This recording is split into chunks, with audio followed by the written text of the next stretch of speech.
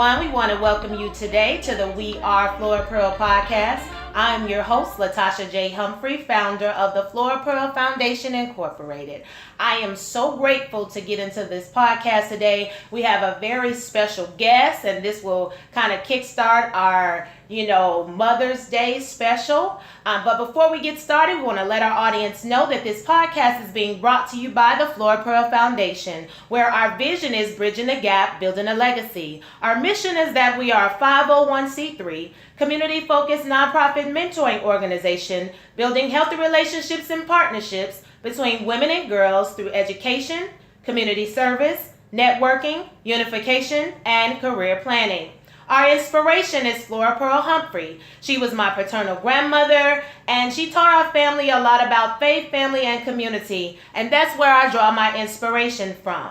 Now, audience, this is a very special moment for me. I have the pleasure to introduce to you someone who needs no introduction as far as I'm concerned. She is one of the many reasons why I am who I am today. She is a shero within her own right, a woman who has faced challenges head on and dealt with them. She is a force to be reckoned with, and I am delighted that on the heels of Mother's Day that I am blessed and just blessed enough to have her with me. So without further ado, I introduce to you Maxine Humphrey Rudolph. Hi, Mother. Hello, everybody. How are you doing? I'm well, thank you. Awesome. And if you would, just take this time to go ahead and introduce yourself to our audience. Well, I am, as you said, I'm your mom. I'm a grandmother. Well, I'm a mom of two, Ewan Anderson, my dear son.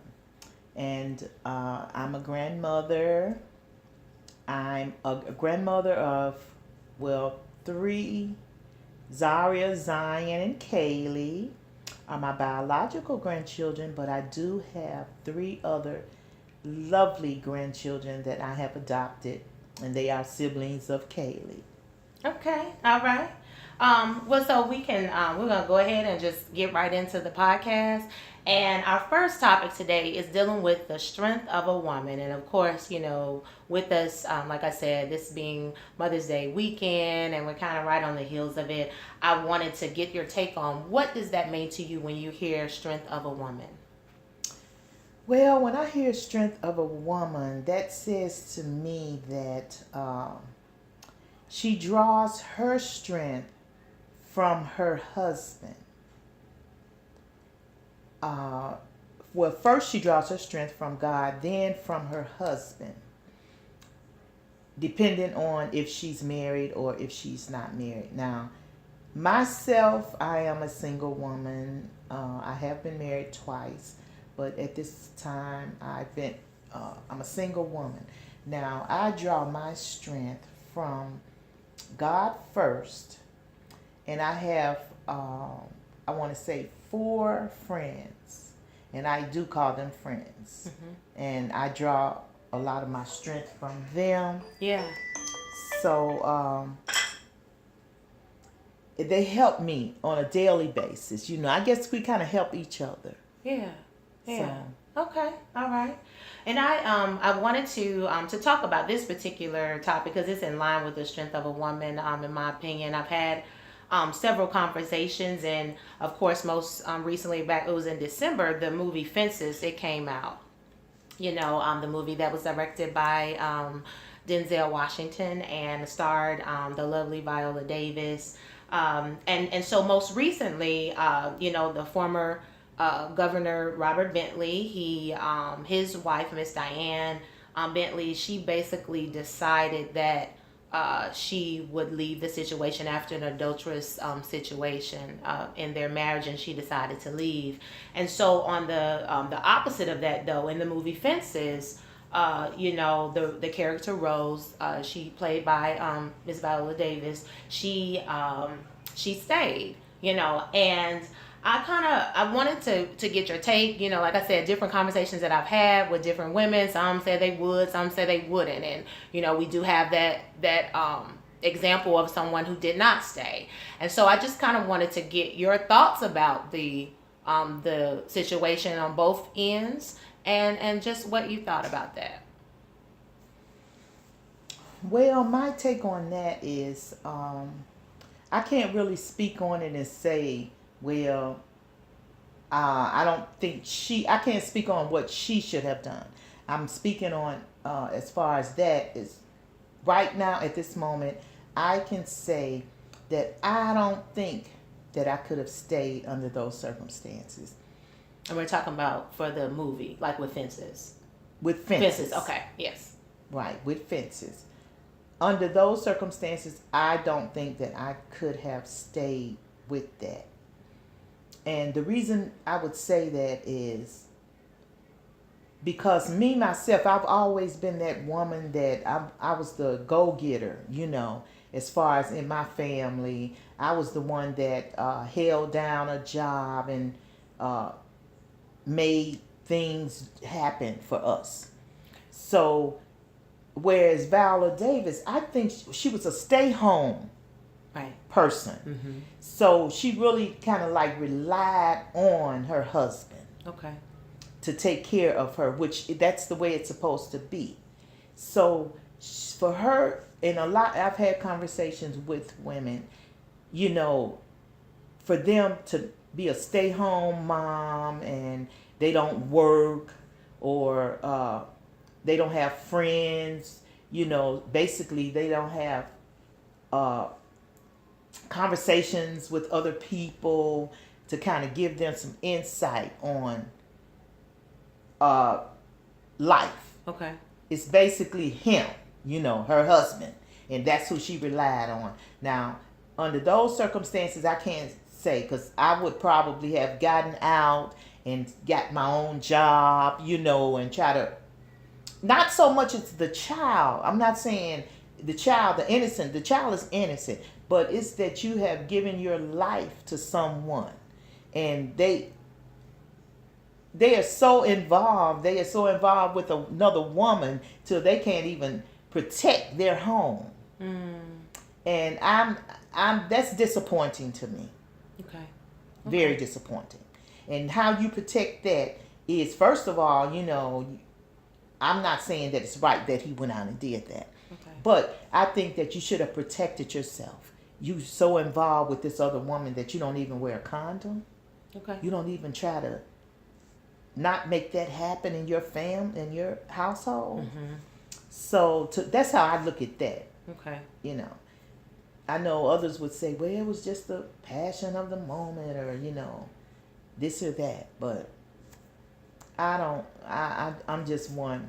I don't think I could have stayed in that situation like Viola did. Okay. All right. Well, that's fair. That's fair. And I wanted to kind of move into the topic of domestic violence. And so I know that that's one of your platforms and kind of one of those causes where, you speak up about that. And I wanted to know if you would tell our audience about why that's so near and dear to you and to your heart. Well, it's near and dear to me because I was in that situation. Okay. It was physical, and I've been in the mental situation as well.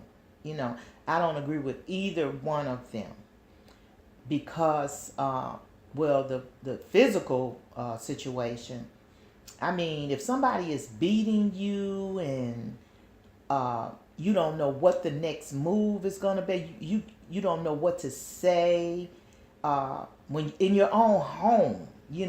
To me, your home is your castle. It's a peace. It's a haven where you go and you for peace. Yeah. And I was even in the situation where I'm at work. I've worked 8 hours a day, but I didn't even want to go home. Yeah. For fear of what may happen when I got home. Mm-hmm. And it started out little teasers, little pushing or whatever. And of course, I mean, my husband at that time, he had a problem with alcohol, and drugs and things like that. And I'm the type of person, and I've always been that way where I speak up. I basically speak up what is on my mind. Mm-hmm. And, maybe that's not always good, but that's the type of person I've been. So if I can see something and I don't think that it's right, I'm going to say something about it. And maybe you know, I did cause some things to happen as far as him not liking what I may have suggested or said, you know, but in helping our relationship. And so, but physical, mental, domestic violence, I don't care who it's coming from, whether it's the male or the female, because it's not always the male. Yeah. A lot of times it can be the female that's bringing that mental violence to you, you know. But for me, that platform I do like to get involved in, because I don't like anyone in a situation that they're not happy in. Mm-hmm. I know you're the one that can make yourself happy, but some other people can make you unhappy. Yeah, yeah. And a relationship that you're in, you should be happy in that relationship. Okay. And you can get killed, and many people have gotten killed, you know, because they're fearful, and I understand that, because I was fearful, you know, to get out the situation. Now, how long were you in that? I was in that situation for 4 years. Now, I had known this man, as a matter of fact, you know. Well, that's my father. It's your dad, you know. He's now deceased, but yes. Yeah, he's now deceased, and but I was in there married to him 4, but I knew him like maybe 7 years. And the thing about it is, it wasn't after we got married that he was fighting me. Okay. He was fighting me before. Mm-hmm. But you know, men always, you know, I'm sorry, I won't do it again. But most domestic men, not all men, but most men that are violent with you, physically, yeah, honey, they will blacken your eye, and then they'll come back and they'll tell you they're sorry. You know, it's not gonna happen again. And try to make you comfortable until the next time. Yeah. Unless they get help. Okay. You know, but I think it depends on you. You get help for you, and get out of that situation. Yeah. Yeah. Or else you'll be dead. Right. Right. Now, what finally was your last straw where you were like, I'm done? Well, I had left, came back. But the final straw for me was, and you probably don't even remember this, but he had come home. Whenever he would come home and just turn the key in the door, you were just in a panic state. You were so afraid. I mean, you and I could be in there. We could be watching TV. We can be talking, and as soon as you would know that he was there, and that was turning the key, you would shoot back to your room, and you were so afraid of him. And you know, God just spoke to me, you know, and he was like, now you can stay with this man and let him abuse you, but Latasha, he spoke to me just like this, but your daughter Latasha, she has nothing to do with this. Wow. And she should not be in this situation. And Tasha, I promise you, it was just that clear when he spoke that to me, and I knew right then and there it was time for me to go. Yeah. It was time for me to go. Yeah. I mean, I have fought him. He has pulled guns on me, and I have had. Now you talking about the strength of a woman, yeah, and knowing that it's just Jesus. You know, when you had to fight this man off of you, and I know it was nothing but him, and I wasn't even in the Word like I am now. Yeah, you know. So see, my grandmother would tell me, "Keep living, child." Yeah, and that I found that to be so true. Yeah, keep living. You know, and so, but I obeyed him. You know, I was his child. I was God's child, and I obeyed him when he spoke to me like that. And I had to leave. Yeah. And we left. we had gotten into it, and he went down to his mom's house. She only lived like maybe 2 or 3 blocks from us. And when he went down there, I'll never forget it. I packed up a garbage bag full of our clothes and called a cab and went to my mom's house. Yeah. But that was the final straw. Yeah. And I never went back. Yeah. Wow. Never went back. Wow. No regrets of not going back, because I felt like once you have done all that you can do, okay, there's nothing else you can do. Yeah. Yeah.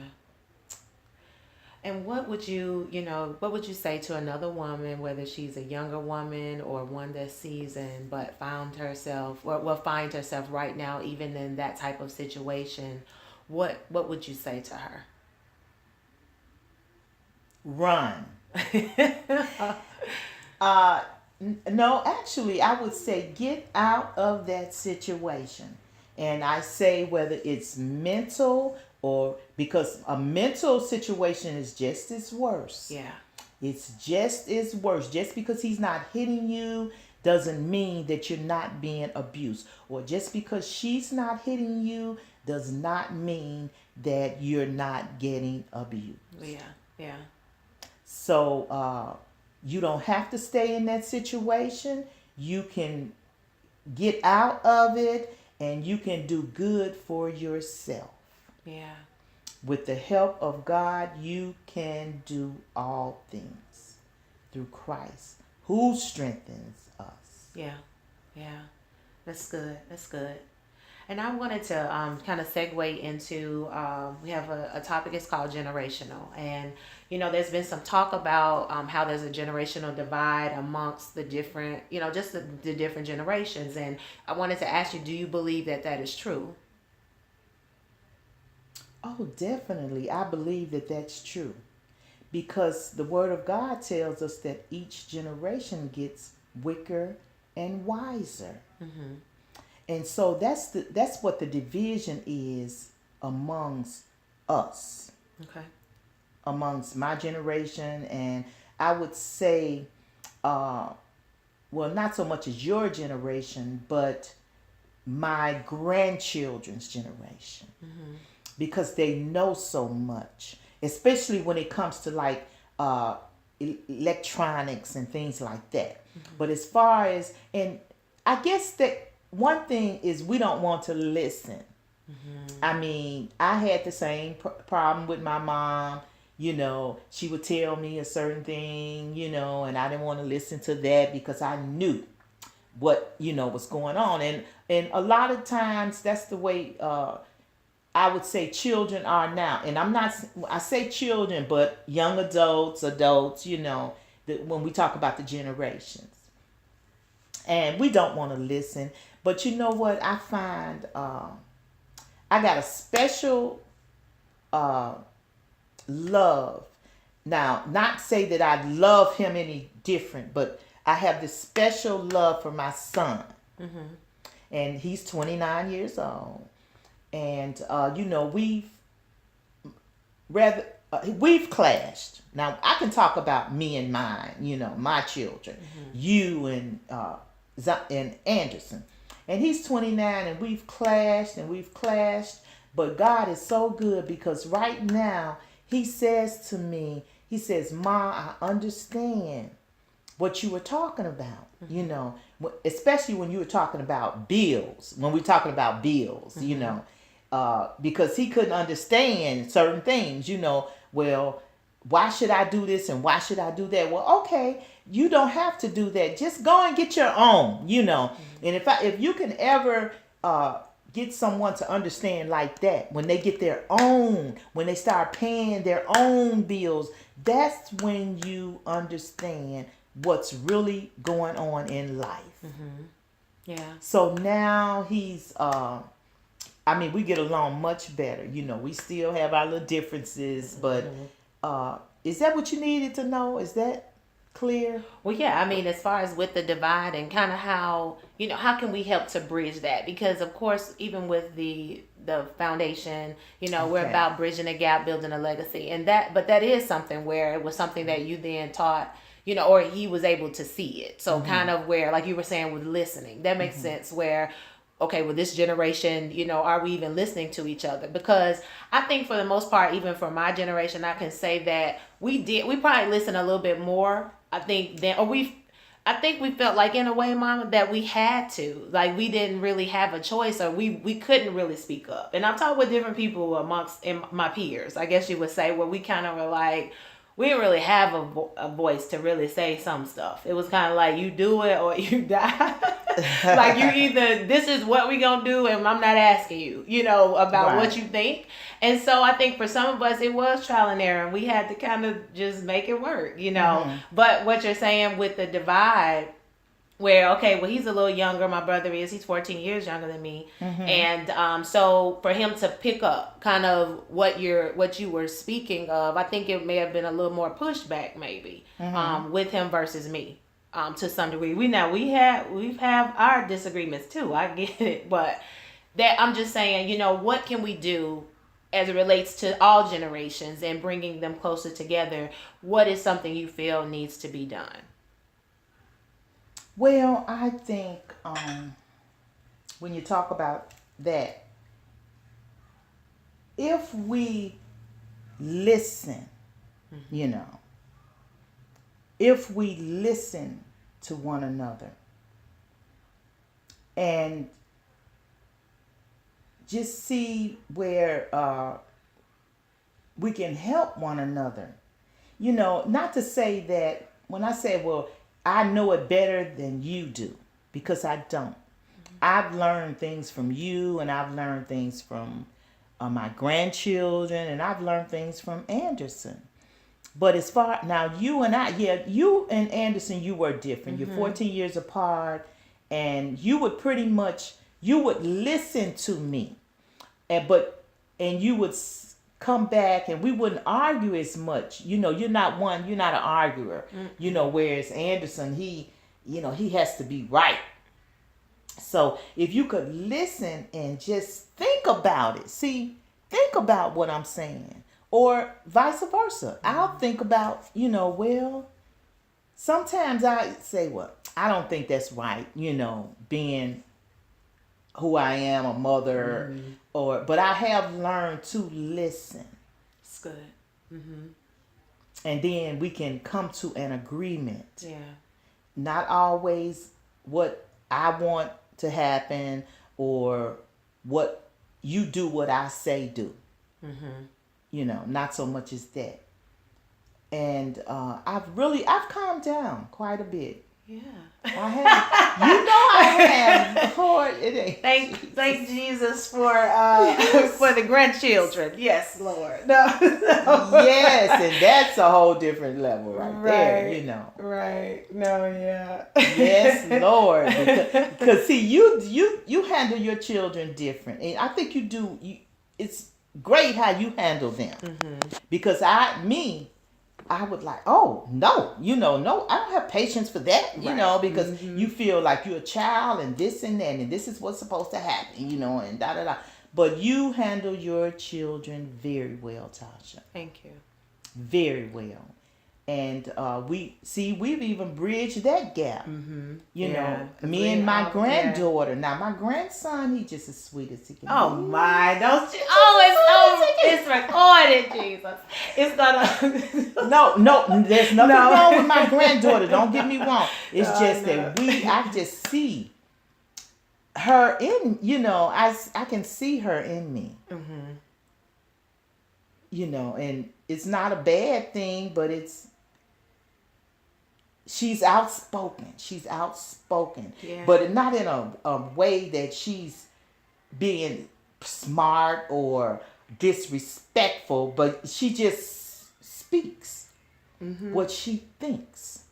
With no filter sometimes. Right, sometimes with no filter. Yeah. But that she is one smart cookie. Yeah. And I'm not saying that just because she's mine. Yeah. She is a very intelligent 14-year-old girl. Yeah. And we can sit and we can have a conversation. I love it when we're going out, just me and her. Yeah. Yeah. You have to have that sometimes. Yeah. I think it's that girl time, but Yeah, yeah. we do. Yeah. Got to have that girl But she time. appreciates you too. Like I know she you've does. had your times in the past, but she has said that like I like hanging out with Granny. So I know, and I love hanging out with her. So that's a good thing. Awesome. Now that little Kaylee is a different. She's 3 and she can sit and have a conversation with you right now. Right. But she knows when Granny says something, Granny means it. Right. Well, good stuff. Well, I wanted to kind of go into community service, that topic, and what are some ways, if you share with us, just some ways you're giving back to the community? Well, one thing is I'm doing, and I love it. I am volunteering at Princeton. Awesome. Yeah. Hospital. Yeah. I do that on Wednesdays. I love it. I'm a patient rep. Okay. And I go into the rooms, the patient rooms, and I just kind of ask them, like, are they satisfied with the care that they're receiving? Okay. And some of them, we have great reviews over there, and it gives me a time to like minister. Okay. And they minister to me. Yeah. Because there are some sick people. Mm-hmm. Yeah. In this world.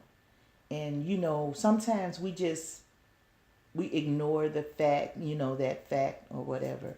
And they just need someone to talk to. Some of them don't even have visitors. Wow. They're just there. But if I can brighten up their day or, say something to them, some of them joke, some of them they don't. But, I really love doing that. Wow. That's awesome. Yes, I love it. And how many, I know for you with church, there's different things you do there. Oh, yeah, too, I'm very active at my for church. Years. Olivet Monumental Baptist Church, where Pastor Harold W. Bass is my pastor. Okay. I've been in my church over since about, 83? Mm-hmm. So that's been a long time, and I'm very active in my church. I'm an usher. That is my ministry. And I'm an usher wherever I go. Yeah. And that's why I think that I do get along with people. Because I love people. Yeah. I do. I really do. I love people. So, whatever I can do to brighten up someone's day or, I'll do that. I guess because I love God. Yeah. So that's I can definitely showing the love of God. So absolutely. Now I wanted to talk about you returning to school.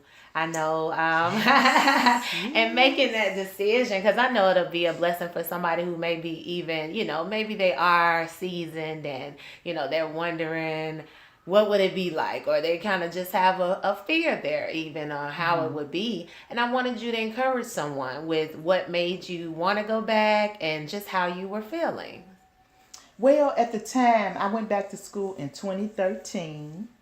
And at the time, I was dating this guy. And he's the one that actually talked me into going back to school. Well, I would always talk, I'm going to go back to school and get me a degree, because I had signed up for different websites. Because I retired from UAB in 2009. Mm-hmm. And so I wanted to go back to work. I was working part-time at Walmart. I wasn't satisfied with that. So I said, wow, I want to go back to school. And he would always talk about his degree from Columbia, and da-da-da. And he said, well, why don't you go back, And I started the procedure of getting registered, getting admitted, and getting registered. And the fear that I had of going to school was, at that time, I'm 62 now, so that was like 4 years ago, 31. Yeah, almost. Right, yeah. 4 years ago. And was having to go and not being able to keep up. with the young generation. I was thinking, oh man, these kids are gonna run. I'm gonna be afraid to answer questions and just participate, and I'm not gonna be able to make it. I had that fear at first, but I attend Gadsden State Community College, and I had the best instructors that anybody could have had. I mean, just being, an older student, and I had communication with the younger students, and then they would help me out, and sometimes I could help them out in situations like maybe they were having problems on their jobs or something like that, So we kind of helped each other out. And actually, I do have I have the one degree I graduated from there in 2015. Yeah. Yeah. With one degree. And so it has been 4 years. I was thinking about when you said 2013. So it has been. This is 2017. I was like almost, but it's 4 years. Right, yeah. right. And I'm working on another degree. I'm not going to transfer to another school because, my paperwork is there. I like going there. Gadsden is not that far. And this is to students that think, oh, Gadsden is far. I'll just go to Lawson or Jeff State just because I live in Birmingham. It is an excellent community college. Yeah. And like I said, the instructors, they're there. They work with you. I have one instructor. I mean, she was so great. Great, great, great. You just needed to make sure that you had her assignments in. Yeah. You know what I'm saying? And it wasn't like she was the type, she didn't care if you had 4 assignments that you didn't do. She didn't want to give you a B. She wanted you to finish those assignments. Wow. And get your A. Wow. And she would work on your time. And not just with me. Yeah. Even with the younger kids, students at the school. Yeah. So, and that was awesome. Yeah. That was awesome. But I have a 3.39 GPA. Right. Yay! Thank God for that, and I love it. It helps me. It keeps my mind. And to the younger students, I mean, get in there, get you a degree, and so it won't be so hard for you out here. In other words, get you a degree and start your own business. Right. Yeah. Start your own business. Yeah. We can do it. That's one thing I can say about my grandson. He's 17. He'll be 17 on the 29th of May. But he's already interested in starting his business. Yeah. Yeah. And I guess I'm going into marketing management so that I can help him. Yeah. With that. Yeah. Because he's on point with it now. He's ready for it. He's been I said about this summer we are going to try to get some of your merchandise out. Yeah. Yeah. So let's do it. I support it. Let's do that. Absolutely. Yeah. So if you could say one thing to someone who, they're on the fence about, going back to school and they are seasoned, what would you say? I would say without hesitation. Go down there. If you want to go to Lawson State, if you want to go to Jeff State, I have a friend right now. She's thinking about going back. But just start doing something. If you don't do anything but get admitted, okay? Take you 1 or 2 classes. Right. And just do the very best that you can do. You're going to get help. It's I would say go do it. Okay. All right. Well, we're going to get into what we call the section is mother-daughter bonds, and what it is really is an opportunity for the audience to get to know you in a fun way. So we're going to be, we're going to have a few questions and just a few things. So are you ready? Let's go. All right. All right. What keeps you grounded? What keeps me grounded, I say, is first of all, God. That's my rock. Okay. I mean, that's what keeps me grounded.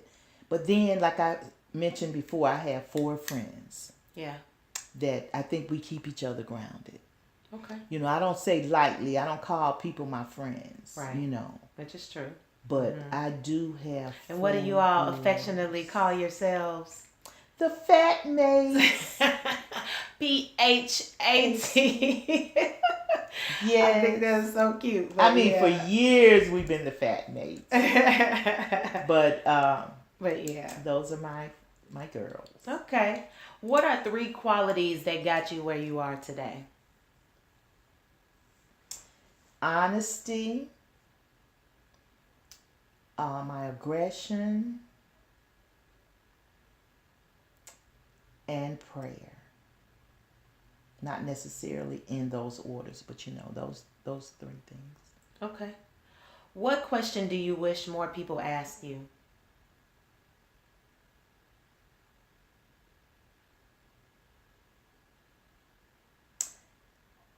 How were you able to raise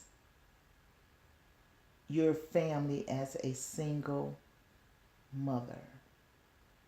Okay. Well, how were you able to do that? Like I say, it was just Jesus. It was Jesus doing that. I kept a job. I moved to Birmingham, Alabama in 1982, Tasha. It was just me and you, and you know that. Yeah. And I think you were like 9 years old or something. And I didn't move for the right reason, but God still took care of me. And He moved me through life. There were some struggles, but if you got the initiative to go out and seek what you need to eat, clothe yourself, and make sure that you have some transportation, then you can pretty much, things will move. I moved through life, you know, as a single parent. Yeah.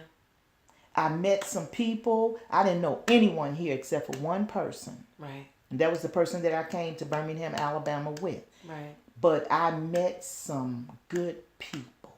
Okay. All right. Good stuff. Good stuff. What is it that you believe every woman should try once in her lifetime? A cruise. Let you go on several. Yes. At least once. Okay. All right. What is some advice you would give to a woman with a broken heart?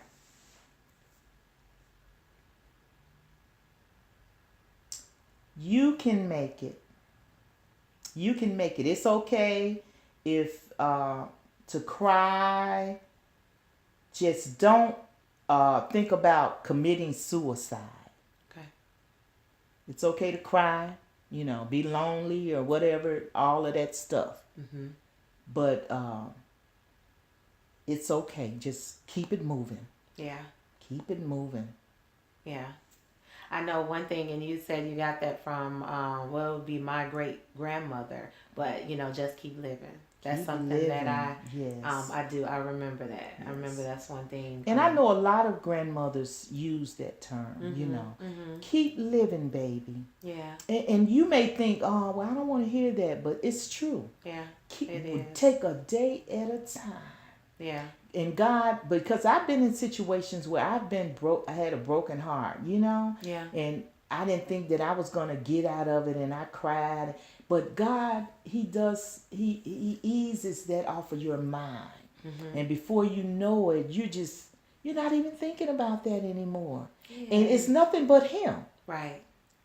Right. It's nothing but Him that does that. Right. Not another man, not another woman. It's just God. Yeah. Yeah. Okay. Well, I'm going to continue with a few questions, and they go a little bit deeper. And so the first question is, what's one thing you would have done differently as a mom? One thing I would have done differently is, and it goes back to my son, because you went on, to UAB, you got your degree and everything. But one thing with Anderson I would have done, I would have insisted that he got accepted in Talladega. He's a smart guy. Yeah. I should have pushed him. I should have made him go. Okay. Even if he didn't want to go, Mm-hmm. he should have went to school. Okay. And that's one thing I would have done different. Okay. All right. So why did you choose to be with my father? Well, I chose to be with your father. He was my high school sweetheart and first boyfriend, really. Okay. Because my dad didn't play that. My dad didn't really care for him, but maybe that's why I was with him, because you don't like him? Okay, good. Right. That's the one I'm choosing. Right. But had I really just gotten out there and experienced and dealt with other people, I don't know if I would have went down that same road. And I think I had you as well. Okay. So it was like to be with the father of my child. Right. Yeah. Yeah. And I'll never forget this is what his father told me. He said, if I was you, I would marry Marcus and give my baby a name. Mm-hmm. And not realizing my baby already got a name. Right. Oh, okay. Right. Yeah. So I thought maybe, being amazing. naive and 21 years old, well, I'm going to marry him, Mm-hmm. Yeah. Okay. And the next question is, in what ways do you think I'm like you? And then what ways that I'm not like you? Well, the first way you're like me is you love your children. You love your church. You love your pastor. And you're going to get things done. You are going to go out there and you're going to get it done. You're going to make it happen. You trust God, and your faith is awesome. Thank you. And I think that's why we're alike. Okay. The thing that we're not alike is, I'm not like it, but you're just like, when it comes to exercising and stuff like that, I mean, you are on point.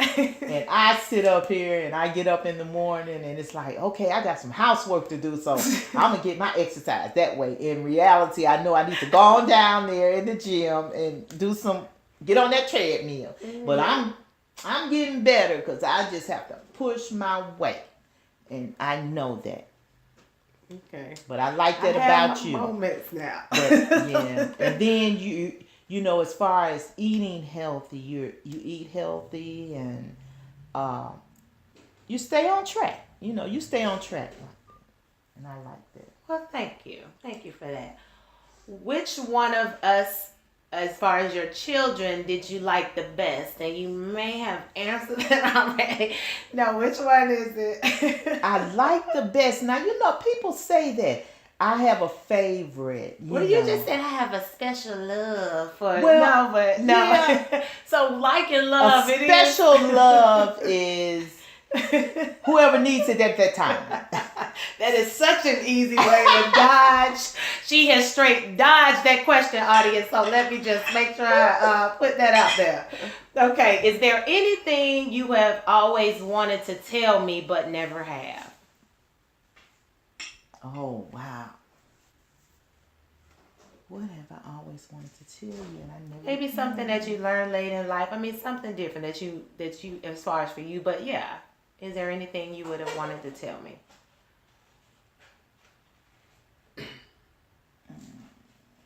Keep in touch with your family. If it's just a hey, how you doing? and keep it moving. Just keep in touch with family, because we have family in Arkansas, we have family in Illinois, we have family in Texas, and enjoy life and visit people, like go places, see what God has created in this world. That's one thing. And the reason I put the family out there, because you do have family in different places.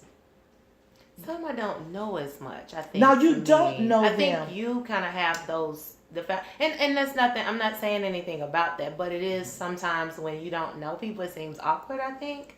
But I think you should get to know. Yeah. I mean, and you'll be surprised what may come out of getting to know them. Have a conversation. Yeah. And then, like, even my sons, even Anderson's, they having a family reunion in Houston. I don't really know all of his dad's people, but I want to take him, and I want to go with him. Yeah. And he's excited about that, about going to meet his people. Yeah, that's good. Yeah. And I think we're going to have a great trip. I believe so too. Okay, the next one is, do you think it's easier or harder to be a mother now than when you were raising our family? No, I don't think it's harder. Things are different. Like I said, whereas, you all used to sneak out and, sneak out windows and stuff, late at night and don't come home until after a certain time. And whereas now these kids have these electronics, Tasha, and they're scary. What they can get into, because it's like, how can you can sit there and you can be on these electronics, going through these different sites, and it's so scary to me, because that's how people get you. That's how these human trafficking situations occur. Yeah. Because you think you're talking to a 17-year-old and you're talking to a grown person. Yeah. Yeah. And people can maneuver you into things. They send you these pictures on here. They're not even real. Right. This online dating is serious. Not that it cannot happen. You can meet a man on the street or in a store and it happen as well. But this online dating stuff is serious. Right. Very serious with men and women. Right. Yeah. Yeah. That's why we have kids. That's good. Okay. Well, so the next one is there anything you regret not having asked your parents?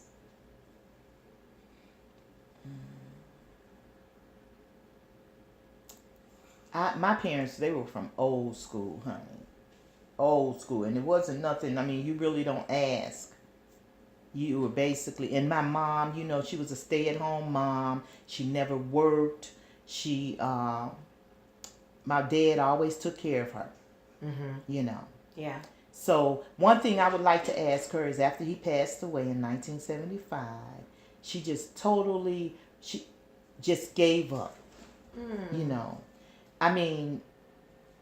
But with driving, he taught her everything that she needed to know before he left here, and had her taken care of. She was taken care of financially, and she just really, he taught her how to drive, because he was always there and doing things for her.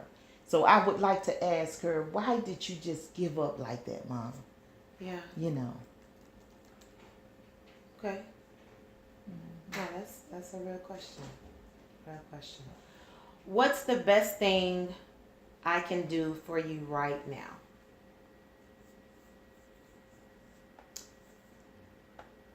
The best thing that you could do for me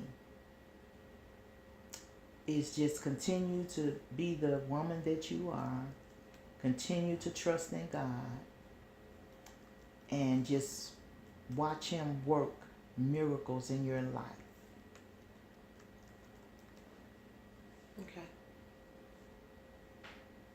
All right. And the next one is there anything that you wish you had been different well, is there anything that you wish had been different between us, or that you would still like to change?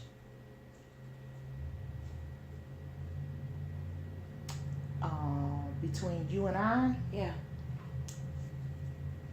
the only thing I wish that could have been different with you and I is I wish that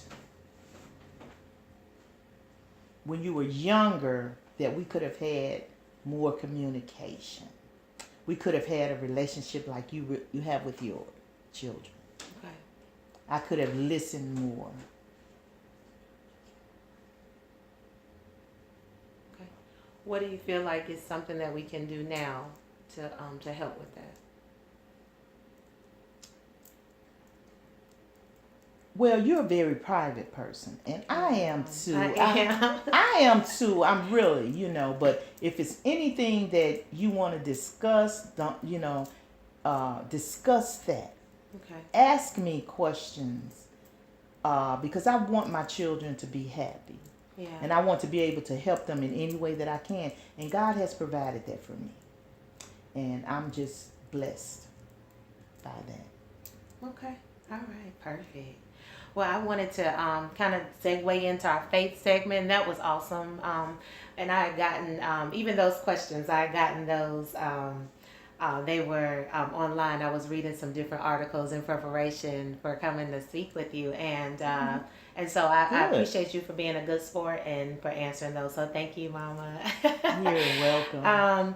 It's a faith segment that we have, though, and that's where I love to ask our guests to share a way that their faith was tested and how they overcame. And that's really to encourage someone, because I just truly believe that, that when we share, even with our testimonies we share, that's how others, they are inspired.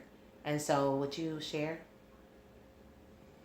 Okay, how many times have my faith been tested? Oh, many of times. But I guess one thing I can say is after I moved to Birmingham and not knowing anyone here, and I had met a guy, that was the reason I'm in Birmingham, and things didn't work out with us. My faith was tested because I was in a city that I didn't have family in. However, I was blessed with a job at UAB 6 weeks after I moved to Birmingham, Alabama. Wow. And so I had to move out from this particular person, just you and I, and we moved into an area where I wasn't familiar with, and me coming from Chicago, being in the area that we were in there, I had to really no telephone. I had to walk down the street to get on the telephone to call. So I think my faith was tested in that way because I really had to depend on God. Yeah. Being somewhere I didn't know anybody, and it was just Him that took care of us.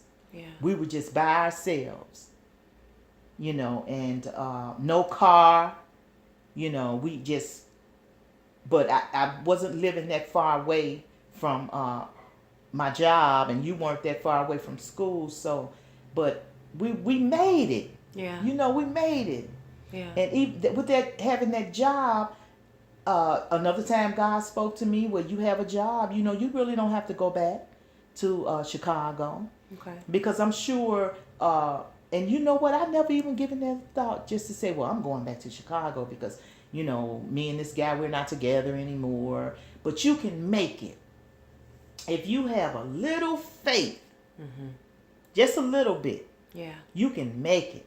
And look where I'm at now. God blessed me to be at UAB for 27 years. I was able to come off in retirement, and but we made it. Yeah. Amen. Awesome. Yeah. Thank you so much for sharing that. And I wanted to, we're going to get into our closing segment, and that's called Matters of the Heart Moment. And the first one is, if you could speak to your 4-year-old self, what would you say to her? My 4-year-old self.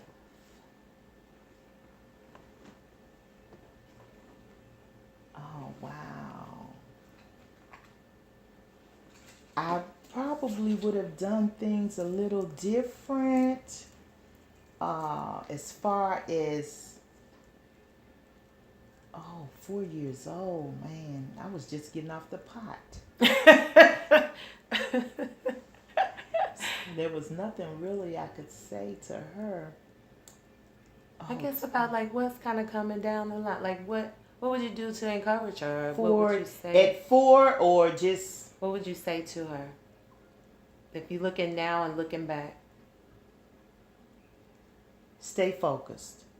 Okay. Stay focused. Get one thing at a time done. Perfect. Who motivates you? My grandchildren motivate me. Okay. What is the best piece of advice you've ever gotten? Keep living. Okay. All right. Keep living. And that's what I do. Keep living. Yeah. Yeah. And what is any last minute piece of advice you wanted to share?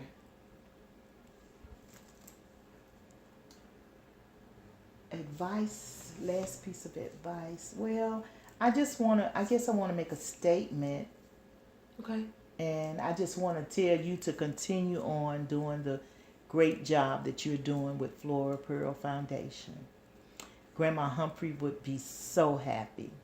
Thank you. With the outcome of this foundation, and continue to love on your children.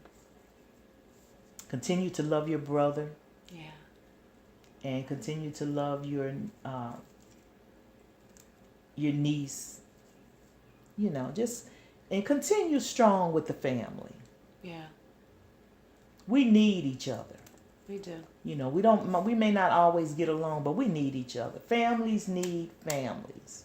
It's true. And one thing I do like about the South, they are going to get together. They have family reunions. And that's one thing I love about the South, the hospitality. It's hard to beat the hospitality in the South. Yeah, that's true. That's true. It's a whole different ball game. But they will get together. They may not be speaking at the family reunion, but they're going to get together. Right. I love it. I love it.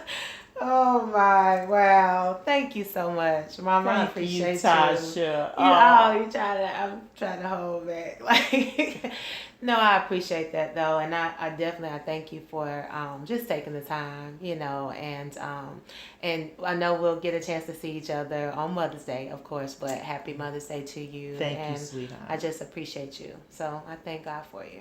And I thank you, and I wouldn't give anything for my children.